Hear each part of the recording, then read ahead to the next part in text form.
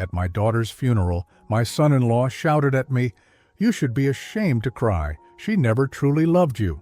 When I received the $18 million she left in her will, he knocked on my door. "I want to reconnect. I want to live with you." I smiled and quietly put my plan into action. Subscribe to the channel for more stories like this and comment the city you're watching from. I never imagined that losing my daughter would hurt less than what happened at her funeral. The chapel was filled with white lilies, Addison's favorite flowers. I had specifically requested them, one of the few decisions I was allowed to make for my own daughter's service. Ryan, my son-in-law, had taken control of everything else. He chose the casket, the music, even the eulogy. I sat in the front row, staring at the closed coffin, wondering how I had become a stranger at my own child's goodbye. Addison was only 32 when the cancer took her, 6 months from diagnosis to death. 6 months during which I barely saw her, barely spoke to her. Every time I called, Ryan would answer with the same excuse. "She's resting, Benjamin. The chemo makes her too weak for visitors." Every time I tried to visit, he'd meet me at the door with that practiced look of concern. "Today's not good, Benjamin. Maybe next week?" Next week never came. I kept telling myself he was protecting her, that he knew what was best. After all, he was her husband of 8 years. He was the one sleeping next to her hospital bed, holding her hand through the treatments. What did I know? I was just the father who had worked too many late nights when she was growing up, who had missed too many school plays and soccer games. The guilt ate at me every single day. As the service began, I noticed how few people looked at me. Family friends who used to greet me warmly now seemed to avoid my gaze. My sister Margaret sat 3 rows behind me instead of beside me. Even Addison's college roommate Sarah, who used to call me Uncle Ben, gave me a polite nod and nothing more. Something was wrong, but I couldn't put my finger on what. The pastor spoke beautifully about Addison's kindness, her love for children, her work at the elementary school where she taught 3rd grade. He mentioned her devotion to her husband, how Ryan had been her rock during the illness. He talked about her strength, her faith, her beautiful spirit. He never mentioned me. Not once did he reference the father who had raised her alone after her mother died when she was 12. Not the father who had worked 2 jobs to pay for her college, who had walked her down the aisle at her wedding, who had been her hero for the first 24 years of her life. I sat there, invisible, in my own grief. After the service, people approached Ryan with embraces and condolences. He accepted them graciously, playing the role of the devastated widower perfectly. His eyes were red-rimmed, his voice shaky at just the right moments. When my turn came to approach the casket for the final goodbye, I felt Ryan's hand on my shoulder. "Benjamin," he said, his voice loud enough for others to hear, "I think you've said your goodbyes." I turned to look at him, confused. "I just want a moment alone with her." His grip tightened on my shoulder. "You've had 58 years to be a father to her. Don't you think it's a little late now?" The words hit me like a physical blow. Around us, conversation stopped. People turned to stare. "Ryan, please," I whispered. "She's my daughter." "Your daughter?" His voice rose and I could see people pulling out their phones, some recording. "Your daughter? Where were you when she was throwing up blood from the chemo? Where were you during the midnight trips to the emergency room? Where were you when she cried herself to sleep, wondering why her own father had abandoned her?" My mouth went dry. I called. I tried to visit. You said she was too sick." Ryan's laugh was bitter, theatrical. "You called? You tried? You have no idea what trying means. You want to know what she told me during her last week? She said she was grateful you weren't there. She said at least she didn't have to pretend to love someone who never really loved her back." The chapel fell silent, except for a few gasps. I felt the blood drain from my face. "That's not true," I stammered. "I loved her more than anything. She was everything to me after her mother died." "Love?" Ryan's eyes glittered with something cold. "You call working 16-hour days love? You call missing her high school graduation because of a business meeting love? You call forgetting her birthday 3 years in a row love?" Each accusation felt like a knife twist. Some of them were true. I had worked too much. I had missed things. But I had done it all for her, to give her a better life, to make sure she never wanted for anything. I was providing for her, I said weakly. You were providing for yourself. Addison spent years in therapy dealing with the emotional neglect you put her through. She finally found peace with a man who actually cared about her well-being, and you couldn't even give her the respect of staying away when she was dying. The room seemed to spin. Emotional neglect, therapy, staying away? Nothing made sense. Ryan, I don't understand what's happening here. Boink. What's happening? He said, stepping closer, his voice dropping to a hiss that somehow felt more threatening than his shouting, is that you're finally hearing the truth. Addison never wanted to hurt your feelings, so she let you keep calling, keep trying to visit, but she asked me to protect her from the disappointment you always brought. Every time you canceled plans with her, every time you chose work over her, every time you failed to show up when she needed you most. I looked around the chapel.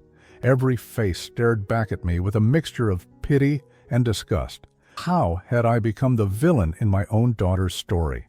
She loved me, I whispered, more to myself than to anyone else. I know she loved me. She loved the idea of having a father, Ryan replied. But you? You were just a reminder of everything she couldn't have. You should be ashamed to even be here crying those fake tears. Save them for someone who actually cares. I stood there frozen as Ryan turned away from me and accepted another embrace from one of Addison's coworkers. The weight of every stare, every whisper, every disgusted look pressed down on me until I couldn't breathe. Without another word, I walked out of the chapel. I sat in my car in the parking lot for 20 minutes, watching people leave the service. They chatted in small groups, sharing memories I apparently wasn't part of. Some glanced at my car and shook their heads. One woman actually pointed at me and said something to her companion that made them both frown. As I finally started the engine, I caught sight of Ryan through the chapel windows. He was laughing at something someone had said, his hand resting casually on the shoulder of a young woman I didn't recognize. For a man who had just buried his wife, he seemed remarkably composed, but it was the look he gave me through the window that made my blood run cold. It wasn't grief or anger or even disgust. It was satisfaction. The drive home was a blur of tears and confusion. In my kitchen that night, I sat with a cup of coffee that went cold while I tried to make sense of what had happened. Had I really been such a terrible father? Had Addison really died believing I didn't love her? The questions tormented me, but something else nagged at the back of my mind. Something about Ryan's performance today felt wrong, too rehearsed, too perfect. And then I remembered something that made my hand shake as I reached for my phone. 3 months ago, I had tried calling Addison's cell phone directly instead of the house phone. A voice I didn't recognize had answered. Not Ryan, not Addison. When I asked to speak to my daughter, the voice had said, "I'm sorry, who are you looking for?" When I explained I was Addison's father, there was a long pause before the voice said, "Sir, this number belongs to a Ryan Morrison. Has for about 6 months now." I had assumed I had dialed wrong, but what if I hadn't? What if the phone number I had been calling for months, the number Ryan had given me as Addison's new number, had never been hers at all? The call came exactly 1 week after the funeral. I had spent 7 days replaying every moment of that humiliating scene in the chapel, questioning every memory I had of my relationship with Addison.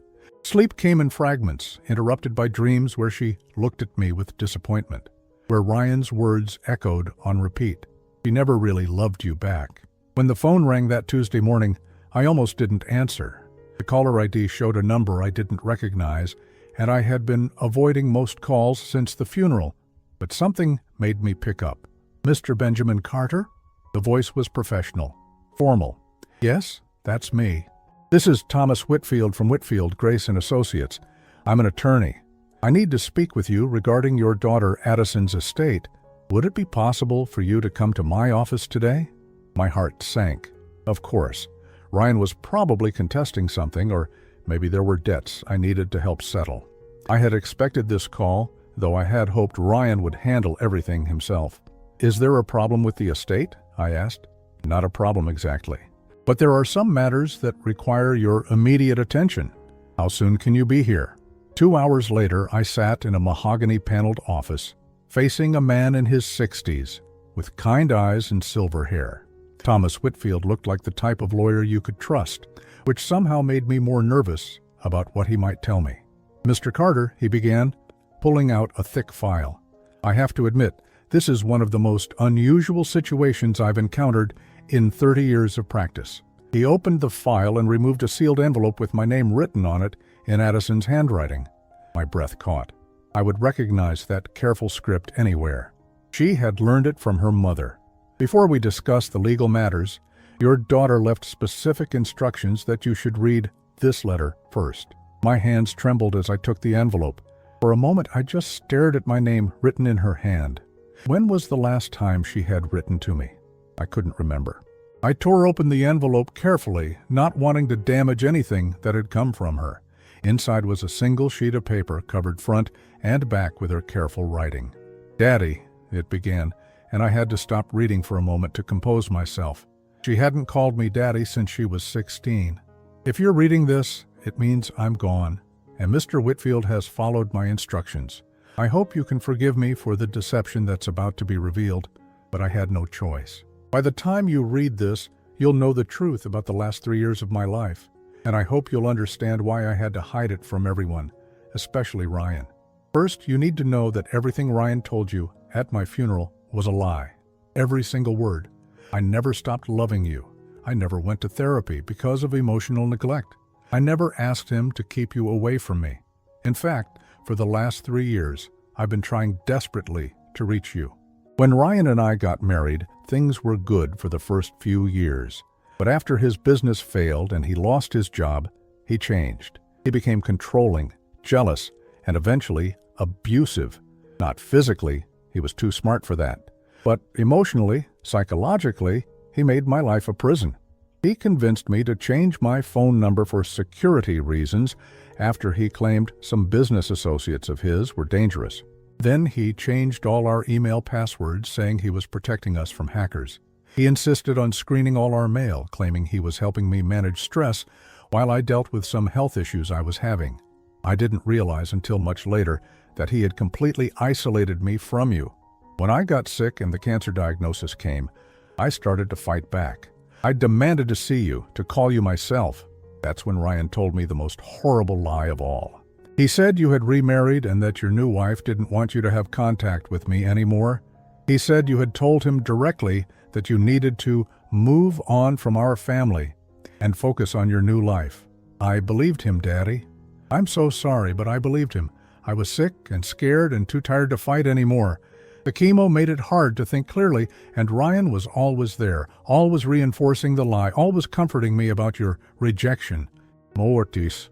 But 6 weeks before I died, something happened that changed everything. I was going through some of Ryan's papers looking for insurance documents when I found a folder hidden in his desk. Inside were dozens of letters you had sent me over the past 3 years. Letters I never received. Birthday cards, Christmas cards, thinking of you notes. There were printouts of emails you had sent to my old address asking why I wouldn't respond. There were even copies of flower delivery receipts. Apparently, you had sent me flowers every month for my birthday, and Ryan had been intercepting them. But the worst discovery was a notebook where Ryan had been keeping track of every lie he told each of us.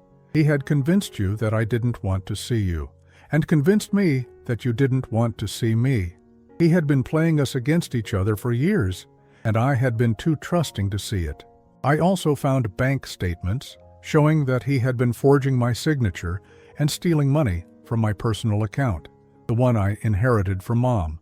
Money I had been saving for years, thinking it was safe. He had taken almost everything, leaving me with just a few $100s. That's when I decided to fight back. I opened a new bank account that Ryan doesn't know about. I took the remaining money from my checking account and added it to some investments Mom had left me that I never touched. I also started selling some of Mom's jewelry secretly. Pieces Ryan didn't know existed. Over 6 weeks, I managed to accumulate $18 million. $18 million, Daddy. Money that Ryan has no idea exists. I'm leaving it all to you, along with evidence of what he's done. I've documented everything of the lies, the financial theft, the psychological abuse. Mr. Whitfield has copies of everything. I know this money won't bring me back, and it won't give us the time together that Ryan stole from us. But I hope it will give you the power to make sure he never hurts anyone else the way he hurt us. Please know that not a day went by when I didn't miss you. Please know that I died loving you just as much as I did when I was 5 years old and thought you could fix anything. You were always my hero, Daddy, even when I couldn't tell you. Use this gift wisely. And if you can find it in your heart, please forgive me for not being strong enough to reach out to you sooner. All my love, always and forever, your daughter, Addison, P.S. The combination to the safe deposit box is Mom's birthday, plus your birthday. The key is taped under the drawer of my old desk in your attic, the one you saved from my childhood room. I must have read the letter 3 times before I could look up at Mr. Whitfield. Tears were streaming down my face, and I didn't care. "You planned all of this?" I asked, my voice hoarse. "Every detail," he confirmed.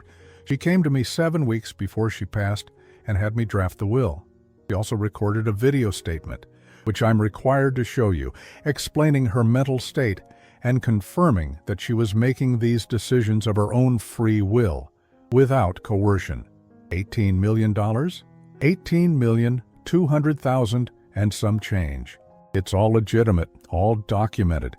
Your daughter was apparently very smart about investments. The jewelry alone was worth more than Ryan ever knew." I leaned back in my chair, overwhelmed. "Does Ryan know about any of this?" "No. And according to your daughter's wishes, he won't know until you decide to tell him. The will I filed with the court shows only a modest inheritance, some personal effects, and a small life insurance policy that Ryan was already aware of. This larger inheritance was structured separately to avoid probate and keep it private." "Why would she want it kept secret?" Mr. Whitfield smiled grimly. "She left very specific instructions about that as well. She said, and I quote, 'I want to see what kind of man Ryan really is when he thinks there's nothing left to gain from our family. I want my father to see him without the mask.'" I stared at the letter in my hands, reading her words again. She had known. Even while she was dying, she had known exactly what Ryan was and had set up this elaborate plan to expose him. "What happens now?" I asked. "Now you decide what you want to do with your daughter's final gift?" "But Mr. Carter," he leaned forward slightly, "I worked with your daughter for several weeks while she planned this. She spoke about you constantly. She wanted you to know that she never, not for 1 second, stopped believing in the father who raised her. She said you taught her to be strong, and that strength was what gave her the courage to fight back in the end." I nodded, unable to speak. For the first time in a week, the crushing weight of grief was joined by something else, hope. And underneath that, growing stronger by the minute, was something I hadn't felt in years: the determination to make Ryan pay for every day he had stolen from us. The doorbell rang on a Thursday evening, exactly 2 weeks after my meeting with Mr. Whitfield. I had been expecting this visit. In fact, I had been counting on it. During those 2 weeks, I had done my homework. I retrieved the key from under my old desk drawer, just as Addison had said, and accessed the safe deposit box. Inside, I found more evidence of Ryan's deception than I had ever imagined possible. Bank statements showing he had stolen over $80,000 from Addison's account. Copies of emails he had sent from fake accounts pretending to be me, telling Addison I was too busy to visit her in the hospital. Screenshots of blocked phone calls, hundreds of them, from my number to hers. But most damning of all was a notebook in Ryan's handwriting documenting his manipulation strategy. He had written detailed plans for isolating Addison from her support system, starting with me. He had researched psychological manipulation techniques and applied them systematically. One entry, dated just 3 months after their wedding, read, "Father figure is the biggest threat to control. Must eliminate gradually to avoid suspicion." The man had planned this for years. I had also used the time to prepare my own strategy. If Addison wanted me to see Ryan without his mask, I would need to create the right conditions for that reveal. When I opened the door, Ryan stood on my porch with flowers in one hand and what appeared to be a suitcase in the other. His face was the picture of contrition, red-rimmed eyes, slightly unkempt appearance, the look of a man drowning in grief. "Benjamin," he said, his voice breaking just slightly, "I owe you the biggest apology of my life." I stared at him for a long moment, saying nothing. Let him fill the silence. "I've been thinking about what I said at the funeral," he continued, shifting the flowers nervously. "I was out of my mind with grief. I said terrible things that weren't true. Addison would be horrified by how I treated you." "Would she?" I asked quietly. "She loved you so much, Benjamin. She talked about you all the time. I think I was jealous of your relationship with her, and when she died, I took that jealousy out on you. I'm so sorry." The performance was flawless. If I hadn't read Addison's letter, if I hadn't seen the evidence of his systematic lies, I would have believed every word. The slight tremor in his voice, the way he couldn't quite meet my eyes, the careful vulnerability in his posture, it was masterful. "I see," I said, still not inviting him in. "The thing is," Ryan continued, "I've been thinking about what Addison would want. She wouldn't want us to be enemies. She'd want us to support each other through this grief. She'd want us to be family." Family. The word tasted bitter after everything I now knew. "I was actually hoping," he said, glancing at the suitcase, "that maybe I could stay with you for a while. My lease is up, and honestly, I can't afford to renew it right now. The medical bills, the funeral costs, it's been financially devastating. I thought maybe we could help each other through this difficult time." There it was, the real reason for his visit. With Addison gone and her modest life insurance policy barely covering the funeral expenses he had insisted on, Ryan was broke. He needed a place to stay, and he probably hoped I'd be generous enough to help him get back on his feet. What he didn't know was that I was counting on exactly this scenario. "I don't know, Ryan," I said, letting uncertainty creep into my voice. "What you said at the funeral, it really hurt. I know, and I'll spend the rest of my life making up for it. Please, Benjamin, I have nowhere else to go. And honestly, I think Addison would haunt us both if we didn't try to make this work." I pretended to consider this, letting the silence stretch until I could see him starting to sweat despite the cool evening air. "All right," I said finally. "You can stay, but we need to talk through some things first." Relief flooded his face. "Of course, anything you want to discuss?" I stepped aside and let him enter.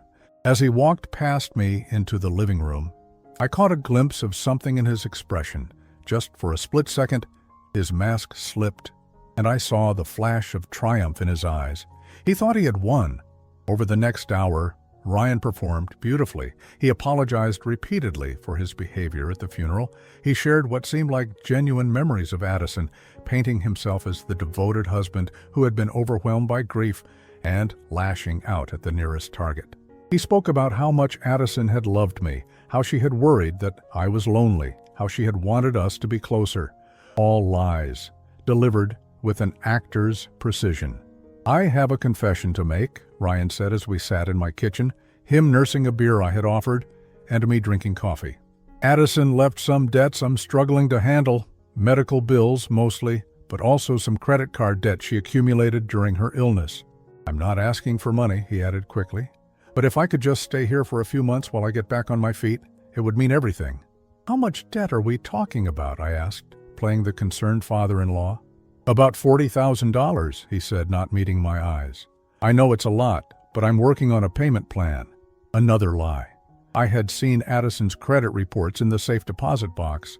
She had died with less than $3,000 in debt, all of it medical bills that insurance should have covered. Ryan was either trying to guilt me into giving him money, or he had debts of his own he was hoping to pin on her memory. "That's terrible," I said. "Addison never mentioned financial problems." "She didn't want to worry anyone," Ryan replied smoothly. "She was so strong, always trying to protect everyone else from her problems." As the evening wore on, I found myself marveling at his audacity. Here was a man who had systematically destroyed my relationship with my daughter, stolen her money, and psychologically abused her for years, now sitting in my kitchen, playing the grieving widower, looking for support. But what truly amazed me was how good he was at it. If I hadn't known the truth, I would have been completely convinced. His emotional manipulation skills were extraordinary, which is exactly why I knew my plan would work. "Ryan," I said as we prepared to head to bed, "I want you to know that I'm grateful you came here tonight. I've been so lost since Addison died. It helps to have someone around who loved her as much as I did." "She brought us together," he said, gripping my shoulder, with what appeared to be genuine emotion. "Even in death, she's still taking care of her family." I showed him to the guest room and wished him good night. But as I lay in my own bed an hour later, I wasn't thinking about sleep. I was thinking about the video camera I had installed in the living room that afternoon and the recording device I had hidden in the kitchen. If Ryan wanted to play the grieving son-in-law, I would let him. But everything he said and did in my house was going to be documented. The next morning, I came downstairs to find Ryan already in the kitchen, making coffee and scrambling eggs. "I thought I'd make us breakfast," he said with a warm smile. "It's the least I can do." "That's very thoughtful," I replied, taking the cup of coffee he offered. "I was thinking," he said as we ate, "maybe we could go through some of Addison's things together. I know she had some items she wanted you to have, and there might be some things of hers I'd like to keep as mementos." I nodded agreeably. "I'd like that." What I didn't tell him was that I had already been through all of Addison's belongings that he had access to. According to Mr. Whitfield, Ryan had cleaned out their shared apartment within days of her death, keeping anything of value and donating or throwing away the rest. The only items of Addison's that remained were the ones she had specifically hidden from him. After breakfast, Ryan suggested we take a walk around the neighborhood.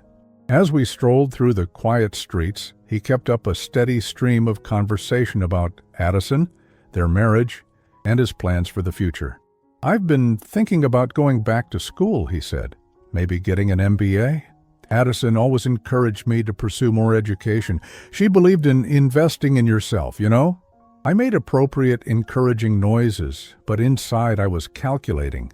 An MBA program would cost at least $60,000. Was he already planning how to convince me to fund his education? "The thing is," he continued, "I'd need to find a way to pay for it. Maybe take out loans, or see if there are scholarships available for widowers."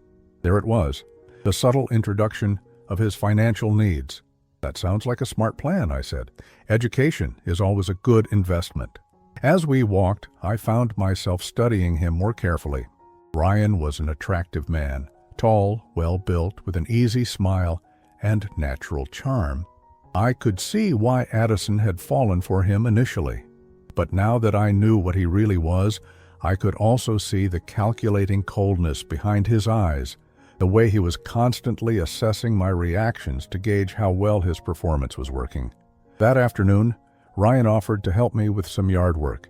As we raked leaves together, he shared more stories about Addison, each one designed to reinforce his image as the loving husband. "She had this dream of starting a garden," he said, leaning on his rake. "She wanted to grow vegetables and maybe some herbs. She said it would be therapeutic, a way to feel connected to life while she was fighting the cancer." "That sounds like something she would want," I replied. "I always meant to help her start that garden," Ryan continued, his voice taking on a melancholy tone. "But the treatments took so much out of her, and I was working extra hours trying to keep up with the medical bills. I regret not making the time for the things that would have made her happy." Another performance, another lie. According to the documents I had found, Ryan had been unemployed for most of Addison's illness, living off her savings while claiming to be working. But I played my part, offering comfort and understanding, while the hidden cameras captured every word. That evening, as we watched television together, Ryan casually mentioned that he had been thinking about Addison's life insurance policy. "It wasn't much," he said, "just enough to cover the funeral and maybe a few months of expenses. I keep thinking she deserved better, you know? She worked so hard, saved so carefully. It doesn't seem fair that there wasn't more to show for her life." I nodded sympathetically. "She was always responsible with money." "She was. Sometimes I wonder if there's something I'm missing, some account or policy I don't know about. She was so private about finances, especially toward the end." My pulse quickened. Was he fishing for information about other assets? Did he suspect there might be more money somewhere? "What makes you think there might be something else?" I asked carefully. Ryan shrugged. "Just a feeling." A few times I caught her on the phone with what sounded like business calls, but when I asked about them, she said they were just appointments or insurance follow-ups, and she had started keeping some papers in a folder that she wouldn't let me see. Said it was just medical stuff she didn't want to worry me with. He was definitely fishing. But the beauty of his approach was that if I really didn't know anything, his questions would seem like the natural curiosity of a grieving spouse trying to understand his wife's final months. "I'm sure if there was anything important she would have told you," I said. "You're probably right," Ryan agreed. "I just want to make sure I handle everything the way she would have wanted." As the evening progressed, I began to see the full scope of Ryan's plan. He wasn't just looking for a place to stay while he got back on his feet. He was investigating whether there were any assets he had missed, positioning himself as the devoted son-in-law who deserved support, and slowly building a case for why I should help him financially. It was a long-term con, carefully crafted and patiently executed. But what Ryan didn't realize was that I was playing a longer game than he was, and unlike him, I had the truth on my side. 3 weeks into Ryan's stay, I had become an expert at playing the role of the grateful, lonely father-in-law. Every morning, I would shuffle downstairs in my robe and slippers, moving just a little slower than necessary, letting my shoulders slump with the weight of grief. Ryan would already be up, making coffee, preparing breakfast, playing the part of the caring son-in-law who was taking care of the old man. "How did you sleep, Benjamin?" he would ask with practiced concern. "Not well," I would reply, which was actually true. Not because of grief, but because I was spending my nights reviewing the recordings from the hidden cameras, documenting every lie, every manipulation, every glimpse behind his mask. What I discovered during those late-night sessions was worse than anything Addison's letter had prepared me for. When Ryan thought I was asleep, he transformed completely. The grieving widower disappeared, replaced by someone cold, calculating, and utterly without remorse. I watched him search through my mail when he thought I wasn't looking. I caught him on video going through my desk drawers, photographing documents with his phone. Most disturbing of all, I recorded him practicing conversations in the mirror, rehearsing emotional expressions and testing different approaches for asking me for money. But the most revealing footage came from a phone call he made on his 4th night in my house. I had installed a small recording device in the guest room, hidden inside an old radio that had belonged to my late wife. At 2 in the morning, Ryan had called someone, speaking in a voice so different from his daytime persona that I initially thought it might be a different person entirely. "It's going exactly as planned," he said, his voice stripped of all the warmth and vulnerability he showed me during the day. "The old man is completely buying it. He actually apologized to me yesterday for being difficult after the funeral." There was a pause as the other person responded, "No, I don't think he knows anything about other assets. I've been probing carefully, and he seems to think the life insurance was all there was." Which is perfect because it means Addison managed to hide whatever she was planning from him too. Another pause. "Trust me, she was planning something. Those phone calls, the secretive behavior in her last few weeks, the way she suddenly got interested in financial planning. She found out about the money I took from her account, and she was setting up some kind of contingency plan. I'm sure of it." My blood ran cold. He knew. He had known all along that Addison was aware of his theft, and he suspected she had hidden assets somewhere. "The beauty of it is," Ryan continued, "even if there is money somewhere, it'll come to me eventually. I'm the widower. I'm staying in the family home, taking care of the grieving father. When the old man kicks the bucket, whatever he has becomes mine by default. And if I play this right, I might not even have to wait that long." I had to grip the arms of my chair to keep from shaking with rage. "What do you mean? Am I sure he'll leave it to me?" Ryan laughed, and the sound was nothing like the warm chuckles he gave me during the day. "Who else is he going to leave it to? He has no other family. His sister barely talks to him. I'm the closest thing to a son he has left, especially once I convince him to help me go back to school, maybe start a business. By the time I'm done, he'll think of me as the son he never had." The conversation continued for another 10 minutes, with Ryan outlining his strategy for gradually increasing his financial requests, building up to bigger asks like tuition payments and business investments. He even discussed the possibility of convincing me to add his name to my bank accounts for convenience purposes as I got older. But what made my stomach turn was the casual way he discussed my eventual death, as if it were just another step in his business plan. The old man's 58, but he looks older. All that grief and stress. I bet I won't have to wait more than 10 years, 15 at the outside. And in the meantime, I live rent-free, eat for free, and slowly position myself as the heir to whatever wealth he's accumulated. When the call ended, I sat in my study for hours, staring at the recording device and trying to process what I had heard. This wasn't just about money or convenience. Ryan had moved into my home with the explicit intention of manipulating me until I died, positioning himself to inherit whatever I left behind. He was planning to steal my life the same way he had stolen Addison's. The next morning, Ryan came downstairs with an envelope in his hand and an expression of nervous excitement on his face. "Benjamin, I have some incredible news," he said, setting the envelope on the kitchen table. "I got accepted into the MBA program at the State University." I looked appropriately surprised and pleased. "That's wonderful, Ryan. Congratulations." "I know it's going to be expensive," he continued, "and I don't want to burden you with my problems. But I was thinking, maybe we could work out some kind of arrangement. I could take out loans for most of it, but if you could help with even a small portion, it would make such a difference." "How much are we talking about?" I asked, playing the role of the concerned father figure. "The total program cost is about $70,000 over 2 years. I was hoping, maybe if you could help with 20,000 of that. I know it's a lot to ask, but I promise I'll pay you back once I graduate and find a good job." $20,000. A significant sum, but not enough to bankrupt me if I were a normal retiree with normal savings. It was carefully calculated, large enough to make a real difference to his situation, but small enough that a grieving father-in-law might reasonably agree to it. "Let me think about it," I said. "It's a big decision." "Of course," Ryan replied quickly. "Take all the time you need. I just want you to know how much your support would mean to me. Addison always said you were the most generous person she knew." Another lie, another manipulation, another way of using my dead daughter's memory to get what he wanted. That afternoon, I called Mr. Whitfield. "I need to ask you something," I said when he answered. "In Addison's video statement, did she say anything about Ryan's long-term plans? Did she suspect he might try to target me financially after her death?" There was a pause. "She did mention concerns about that, yes. She said Ryan had been asking questions about your financial situation, your retirement planning, whether you had updated your will recently.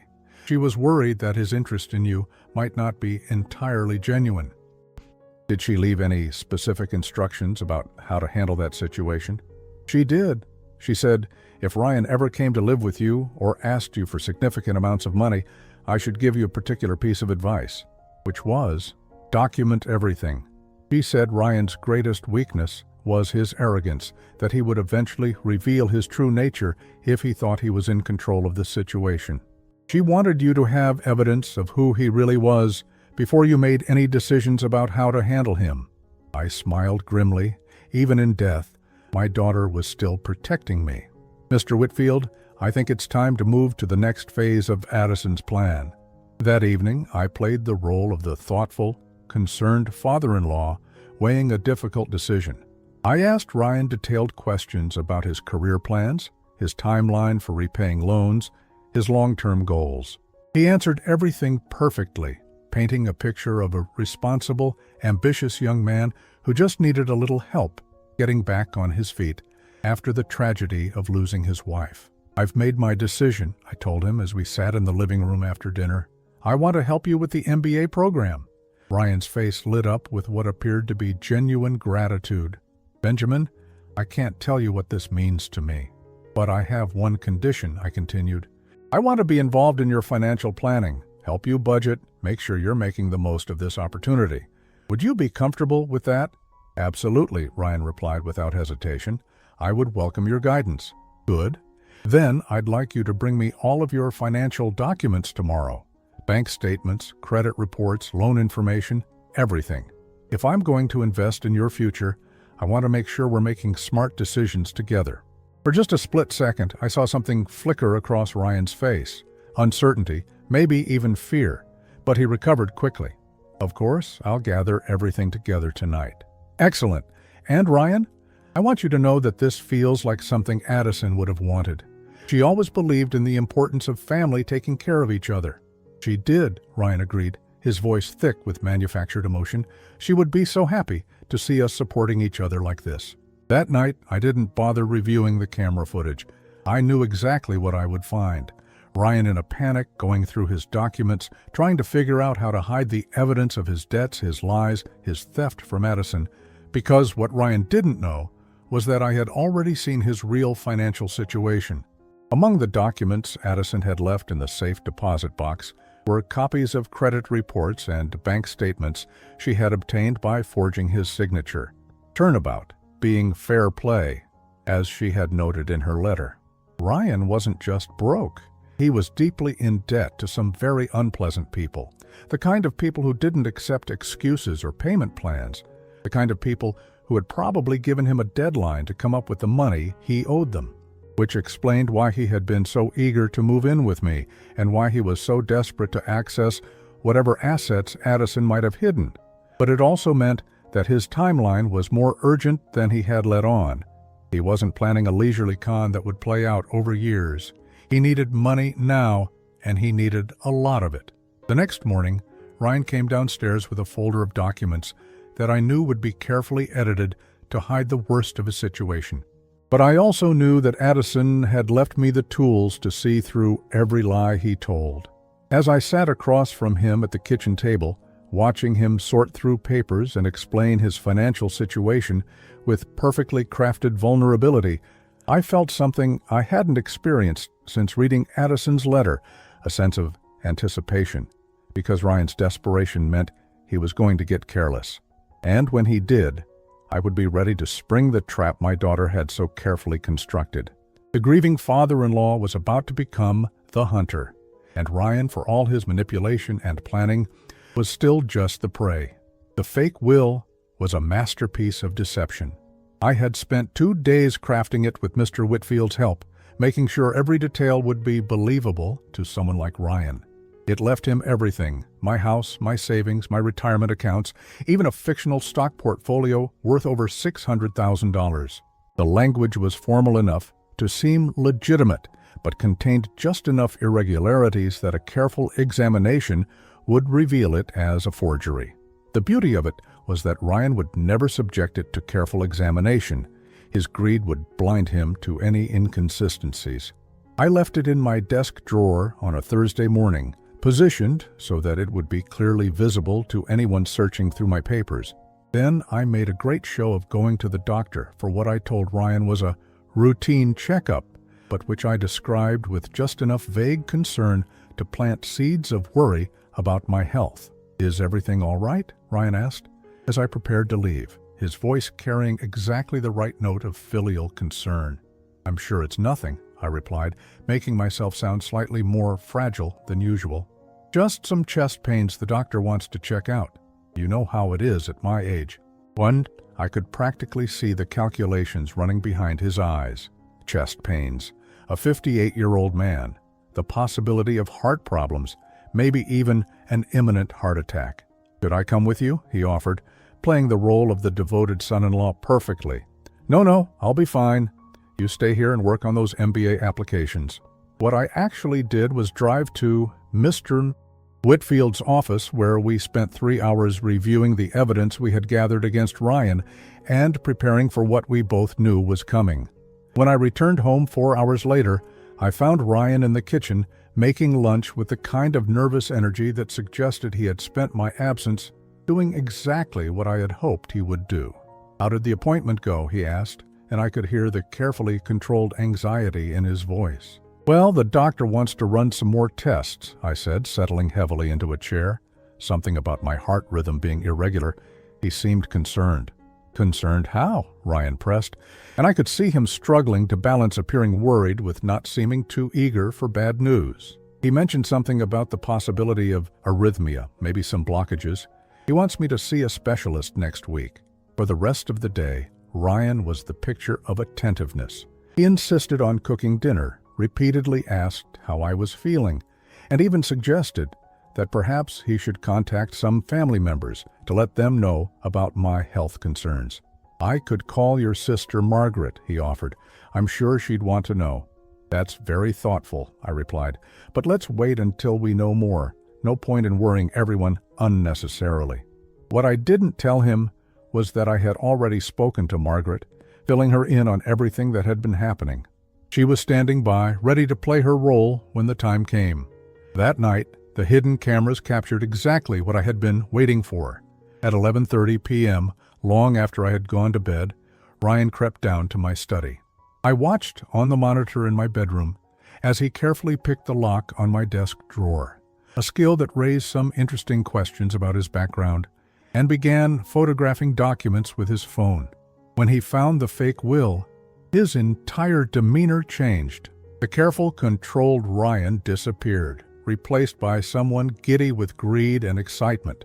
He read through the document 3 times, photographing every page, and I could actually see him mouthing the dollar amounts as he calculated his potential inheritance. But the most revealing moment came when he called the same mysterious contact he had spoken to before. "It's even better than we thought," he whispered into the phone, his voice shaking with excitement. "The old man is worth over $1 million, maybe more. And according to his will, I get everything." There was a pause as the other person responded. "No, I'm sure. I found the will in his desk. He must have updated it recently, probably after Addison died. It specifically names me as the sole beneficiary." Another pause. "How much time do we have?" "Well, he went to the doctor today. Something about heart problems. If we're lucky, nature might take its course soon enough. But if not..." Ryan's voice dropped even lower. "There are ways to encourage poor health in an old man. Stress can be very hard on a weak heart."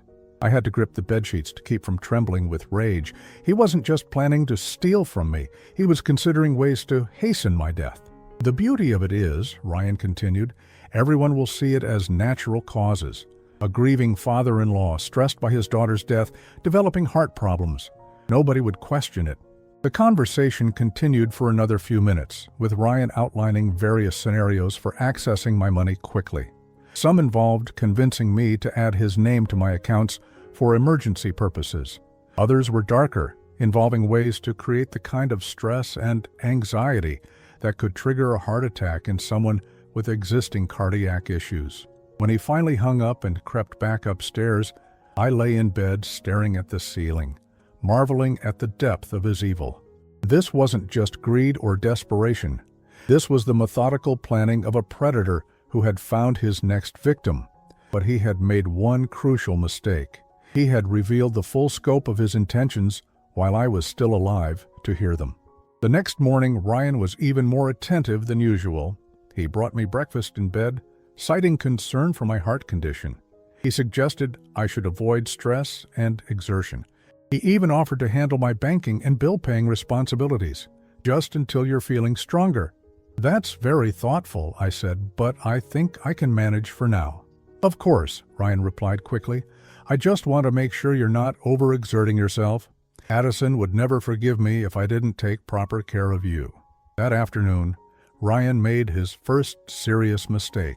Perhaps emboldened by what he had discovered in my desk, or maybe just impatient to begin accessing my assets, he suggested that we should visit my bank together to discuss my financial planning. "Given your health concerns," he said, "it might be wise to make sure all your accounts are set up properly. Maybe add an authorized user, just in case of emergency." "An authorized user?" I asked innocently. "Well, if something were to happen to you suddenly, it would be helpful if someone could access your accounts to handle expenses, pay bills, that sort of thing. I could serve in that capacity, if you'd be comfortable with that." It was beautifully done. Reasonable, practical, framed entirely in terms of my well-being and convenience. If I had been the naive, grieving father-in-law he thought I was, I probably would have agreed. "That does sound sensible," I said. Let me think about it." Of course. But that evening, I made my own move. I called Ryan into the living room and told him I had something important to discuss. "I've been thinking about what you said, about being prepared for emergencies," I began, "and I've decided you're right. If something happens to me, I want to make sure you're taken care of." Ryan's eyes lit up, though he tried to hide his excitement. "Benjamin, you don't need to worry about me." "But I do. You're family now. You're all I have left," of Addison. I paused for effect. I've decided to update my will. I want to make you my primary beneficiary. The transformation in Ryan's face was subtle, but unmistakable. Relief, excitement, and calculation all flickered across his features before he managed to compose himself into an expression of humble gratitude. "I don't know what to say," he said, his voice carefully modulated to convey the right mix of surprise and appreciation. "That's incredibly generous, but are you sure? Don't you have other family members who might expect—" "My sister and I aren't close," I said, waving dismissively, "and you've been so good to me, especially after how badly I treated you at the funeral. This feels like what Addison would have wanted." "If you're certain," Ryan said, "then I'm honored, truly honored." "There's just one thing," I continued. "I want to make sure the will is ironclad, legally speaking. I'm going to have my lawyer draft something very comprehensive. It might take a week or two to get everything in order." "Of course," Ryan agreed. "Take all the time you need." What I didn't tell him was that I had no intention of updating my actual will. What I was planning was far more poetic than simply changing legal documents. That night, Ryan made another phone call to his mysterious contact, and this time his excitement was barely contained.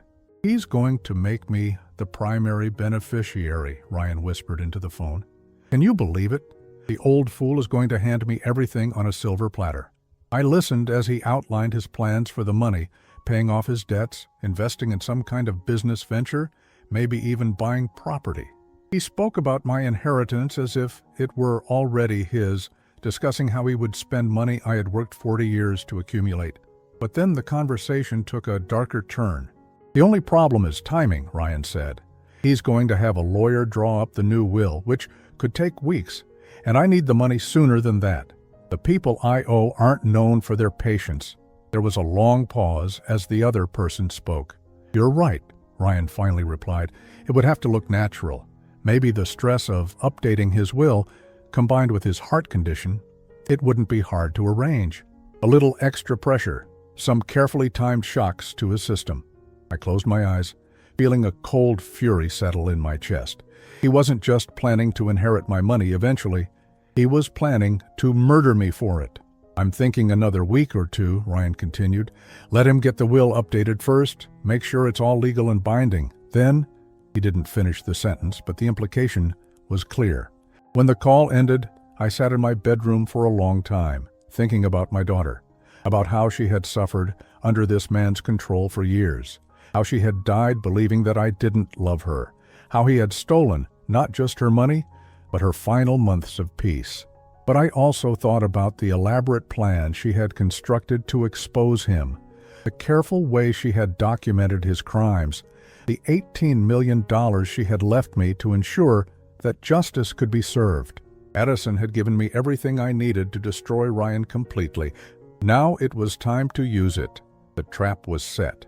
The predator had revealed himself completely. Tomorrow, I would spring the snare my daughter had spent her final weeks building, and Ryan would finally pay for every day he had stolen from us. The confrontation didn't happen the way I had imagined it. I had spent weeks planning the perfect moment of revelation, rehearsing the words I would use to expose Ryan's lies, imagining the look on his face when he realized his carefully constructed con had crumbled.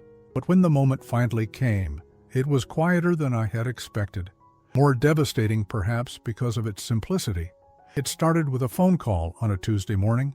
Ryan had gone out for what he claimed was a job interview, though I suspected he was actually meeting with whoever he owed money to, buying himself more time with promises of an imminent inheritance. I was alone in the house when my phone rang. "Mr. Carter, this is Detective Sarah Morrison with the police department. I need to speak with you about Ryan Morrison. Is he staying at your residence?" My heart began to race. "Yes, he is." "What's this about?" "We have a warrant for his arrest in connection with identity theft and financial fraud. Multiple victims have come forward. Can you confirm his current whereabouts?" I gave them the information about his supposed job interview, along with a description of his car. Then I asked the question that had been burning in my mind for weeks. "Detective Morrison, can I ask, is one of the victims named Addison Morrison?" There was a pause. I can't discuss specific details of an ongoing investigation, but yes, there are charges related to his deceased wife. I'm sorry for your loss, Mr. Carter. After I hung up, I sat in my kitchen staring at the phone, feeling a strange mixture of vindication and sadness. The wheels of justice were finally turning, but it felt too little, too late. Ryan would be arrested, prosecuted, probably sent to prison, but Addison would still be gone, and the months of manipulation and isolation she had endured couldn't be undone. That's when I realized that legal justice wasn't enough. I needed something more personal. I needed him to know that I knew everything. Ryan returned home 3 hours later, and I could tell immediately that his meeting hadn't gone well. His face was pale, his hands were shaking slightly, and he kept checking his phone with increasing anxiety. "How did the interview go?" I asked casually. "Oh, fine. They said they'd be in touch." He was lying, obviously, but I no longer cared about maintaining the pretense that I believed him. "Ryan," I said, "I think we need to have a conversation." Something in my tone must have alerted him because his entire posture changed. The casual facade dropped, replaced by wariness. What kind of conversation? The kind where we stop pretending. I walked to my desk and pulled out a thick folder. The kind where I show you exactly what Addison left me. The color drained from his face completely. "I don't understand." $18 million, Ryan. That's what you've been looking for. That's what Addison hid from you in her final weeks when she discovered you had been stealing from her account and lying to both of us for years. Ryan's mouth opened and closed without sound. For the first time since I had met him, he was completely speechless. "She knew," I continued, my voice growing stronger with each word. "She knew about the money you stole. She knew about the lies you told me, convincing me she didn't want to see me. She knew about the way you isolated her, controlled her, made her feel like a prisoner in her own marriage." That's not," Ryan stammered, but I cut him off. "She documented everything, Ryan, every lie, every manipulation, every theft. She left me a letter explaining exactly what you are. She also left me recorded evidence of your abuse, financial records proving your theft, and $18 million to make sure I had the power to destroy you completely." Ryan staggered backward, gripping the back of a chair for support. "You're lying. Addison didn't have that kind of money. She sold her mother's jewelry. The pieces you didn't know about, the ones she kept hidden because she suspected you might try to steal them too. She also had investments you never discovered. Smart girl, my daughter, smarter than you gave her credit for." I opened the folder and began laying out documents on the table. Bank statements showing the money transfers, copies of Ryan's forged signatures, screenshots of the fake email accounts he had used to impersonate me, photos of the notebook where he had planned his manipulation strategy. "She planned this entire scenario," I said, watching Ryan's face grow paler with each revelation. "She knew you would come to me after she died looking for money. She knew you would try to manipulate me the same way you manipulated her. She wanted me to see you without your mask, and you performed exactly as she predicted." Ryan looked at the evidence spread across the table, and I could see the moment when he realized the full scope of what had happened. His carefully constructed con hadn't just failed. It had been anticipated and turned against him. "The will you found in my desk drawer," I continued, "fake. The heart condition I've been worried about, completely made up. The grieving, lonely father-in-law who needed your company, just an act. You've been playing your con against someone who knew every move you were going to make before you made it." Ryan's legs gave out, and he collapsed into the chair. For several minutes, he said nothing, just stared at the evidence of his crimes scattered across my kitchen table. When he finally spoke, his voice was completely different from any tone I had heard from him before. Gone was the smooth manipulation, the practiced vulnerability, the calculated charm. What remained was raw, ugly desperation. "What do you want?" he asked. "I want you to tell me the truth," I replied. "All of it. I want to hear you say what you really thought of my daughter, what you really planned to do to me, what you really are. I want you to stop lying for once in your miserable life." Ryan looked up at me, and for the first time I saw him clearly. Not the grieving widower, not the manipulative con artist, just a pathetic, broken man who had built his entire existence on taking advantage of other people's kindness. "She was weak," he said finally, his voice flat, and emotionless. Addison was weak and trusting and easy to control. When I married her, I thought I was getting access to family money, but your family was just middle class. Disappointing, really. I felt rage building in my chest, but I forced myself to stay calm. I needed to hear all of it.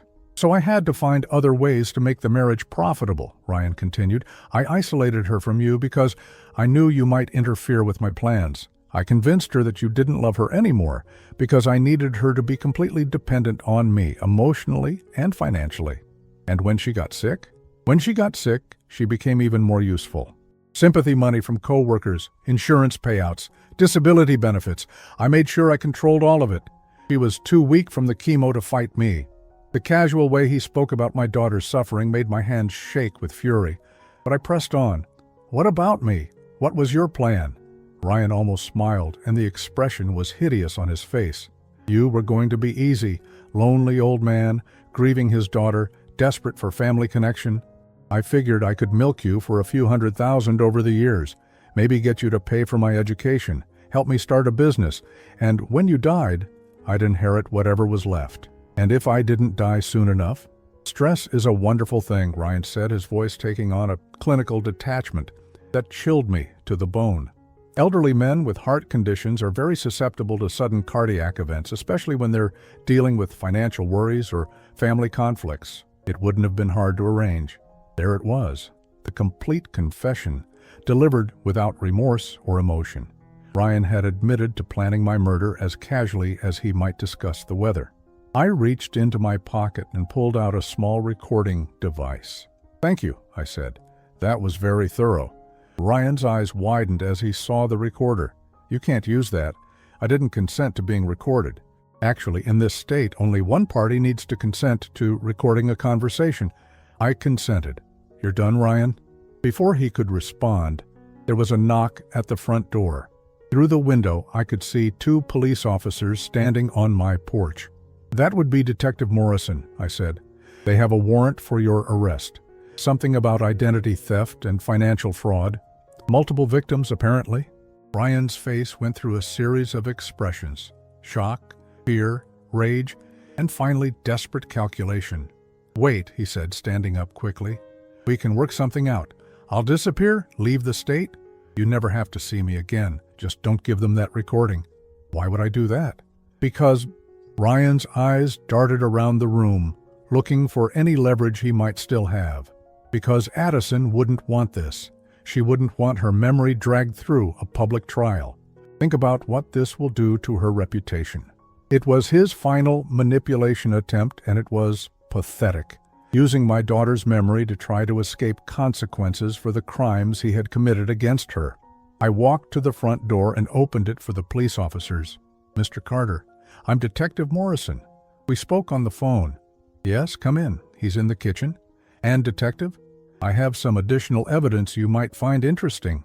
As the officers arrested Ryan, reading him his rights while he protested his innocence with the same smooth lies he had been telling for years, I felt something I hadn't experienced since reading Addison's letter. Peace. Not satisfaction, exactly. Not triumph. Just a quiet, settled feeling that justice was finally being served. 6 months later, Ryan was sentenced to 12 years in prison for financial fraud, identity theft, and elder abuse conspiracy. The $18 million Addison had left me remained untouched in its accounts, earning interest while I decided what to do with it. I knew what Addison would have wanted. She had always talked about becoming a teacher because she wanted to help children who felt lost or forgotten. So I used her money to establish the Addison Carter Foundation, providing scholarships for students from broken homes who wanted to pursue education careers. The foundation's first recipients were 5 young women who reminded me of my daughter, smart, determined, kind, and committed to making sure other children never felt as alone as they once had. I never visited Ryan in prison. I never wrote him letters or accepted his calls. As far as I was concerned, he had died the day the police led him away from my house in handcuffs. But sometimes, on quiet evenings, I would sit in my study and read Addison's letter again. The part where she called me her hero, where she said she had died loving me, just as much as when she was 5 years old. She had been wrong about one thing, though. She said the money wouldn't bring her back or give us the time together that Ryan had stolen from us. But in a way, it had given us something else. It had given us justice. It had given us the last word. And most importantly, it had given me the chance to honor her memory in a way that would help other children for generations to come. Ryan had taken so much from us, but in the end, Addison had taken everything from him. That seemed like justice enough.